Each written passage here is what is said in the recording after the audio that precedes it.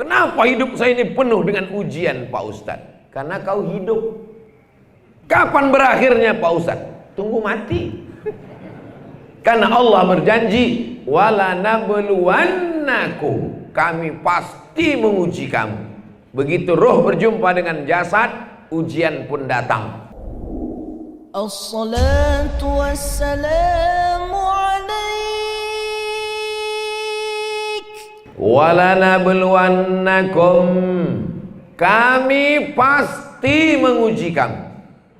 Lam di pangkal, nun di ujung. Menurut tata bahasa Arab, kalau bahasa Inggrisnya grammar, bahasa Arabnya nahu. Wala nabluwannakum, kami pasti menguji kamu.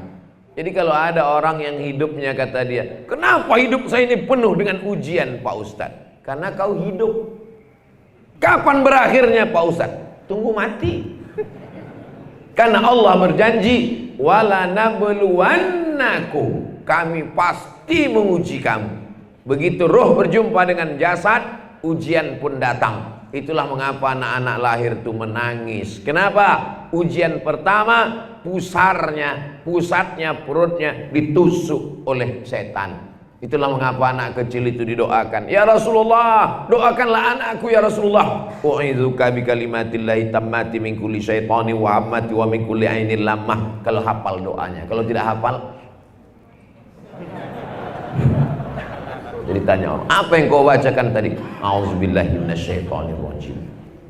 Tapi kata Ustaz Somad kemarin ada doa khusus, sama isinya minta perlindungan kepada Allah. Kita kalau mau datang kepada suatu tempat tidak tahu, maka minta berlindung kepada Allah. A'udzubillahi minasyaitonirrajim. Aku berlindung kepada Allah. Bismillah, dengan nama Allah. Alladzi la yadurru ma'asmihi syai'un. Tidak ada satupun yang dapat merusak, mengganggu, mendatangkan mudarat fil ardi, di bumi, wala fis sama, maupun di langit. Begitu saya sebut fis sama, langsung kelihatan bidadari-bidadari.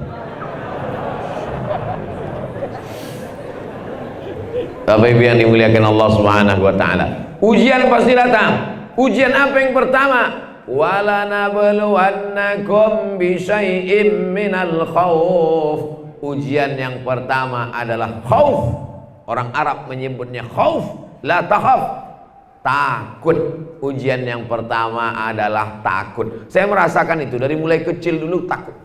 Waktu SD takut nggak lulus, tidak masuk SMP. Takut tidak lulus SMP negeri, diterima di swasta. Takut juga bayarannya mahal. Setelah SMP takut tidak lulus SMA. Habis SMA takut tidak lulus, nanti tidak bisa kuliah, tidak bisa kerja. Sudah tamat kuliah, takut tidak lulus, tidak bisa S2. Setelah dapat ijazah, takut tidak kerja. Setelah kerja, takut tidak naik pangkat. Takut sampai tidak makan. Manusia ketakutan luar biasa. Setelah kerja takut tidak nikah. Setelah nikah takut gak punya anak. Setelah punya anak, orang akan terus bertanya, sudah nikah? Alhamdulillah. Sudah punya anak? Sudah, tapi perempuan. Takut tidak punya anak laki-laki. Jadi ada orang mengatakan, sebetulnya hidup ini simple dan sederhana. Yang sulit itu adalah menjawab pertanyaan orang. Sebetulnya hidup ini simple dan sederhana. Yang susah itu adalah kalau kita terlalu memikirkan omongan orang. Makanya yang paling enak itu orang gila. Karena dia tidak pernah memikirkan pertanyaan orang. Tapi jangan gara-gara ini semuanya mau gila. Ketakutan yang berlebihan tentang hidup membuat kita down, kehilangan semangat, imunnya turun. Kalau imunnya turun, COVID-nya kuat, maka banyak orang sehat menjadi drop, menjadi depresi, menjadi stres, menjadi susah hati, menjadi gundah gulana, menjadi galau gara-gara terlalu banyak memikirkan sesuatu. Drop, down, vitamin tidak bisa mengangkat imunnya naik ke atas. Maka yang imunnya tetap kuat itu orang gila. Orang gila itu imunnya kuat. Kenapa? Karena dia terus bersemangat tanpa memikirkan orang lain. Orang Islam tidak disuruh untuk gila, Karena kedatangan Islam menjaga akal, maka semua yang merusak akal haram hukumnya.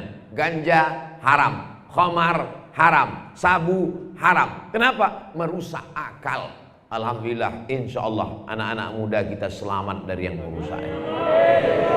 Ini kalau diperiksa, diadakan survei, diundang lembaga survei Indonesia, dapat dipastikan yang hadir sholat subuh ini kebanyakan anak muda.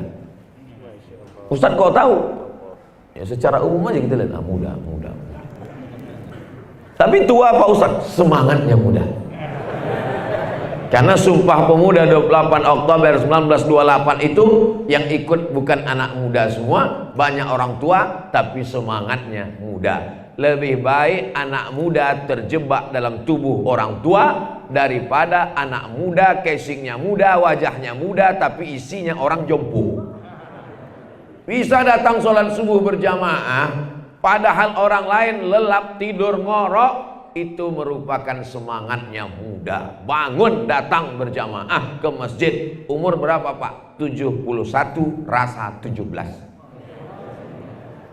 Mudah-mudahan semuanya sehat walafiat. Datang ke masjid. Kadang saya pun lemah. Kemarin tablik akbar jauh, nun di tepi laut sana. Nama daerahnya Bulukumba. Naik mobil, lama juga sampai. Bangun tidur, belum juga sampai. Sampai ke Makassar tadi malam, berjumpa lagi dengan jamaah. Lemah, letih, lesu, loyo, letoy, lunglai. Kira-kira Ustaz Somad besok masih bisa nggak ini pengajian? Kita lihat besok. Tapi begitu berjumpa dengan jamaah, bangkit semangat. Kenapa? Karena jamaah mendoakan. Saya yakin dan percaya ini jamaah mendoakan. Tadi malam jamaah bangun sholat tahajud. Ya Allah, sehatkanlah Ustaz Somad, biar supaya dia datang berjumpa kami pada subuh ini. Jadi kita jangan, banyak orang bertanya ke saya, Ustaz sehat minum apa? Minum air putih. Makan apa? Konro.